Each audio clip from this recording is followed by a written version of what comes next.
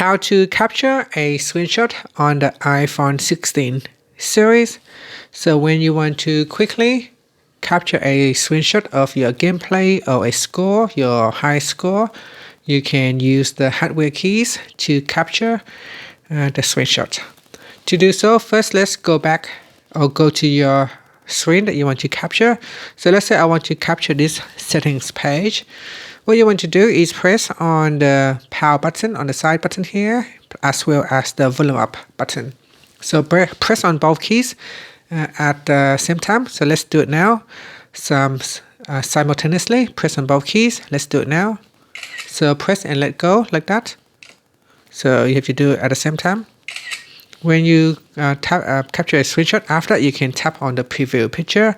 Then this will quickly open up the photo editor, and from here you can crop. So you can see you can crop, you can select text. So you can select text from your screenshot.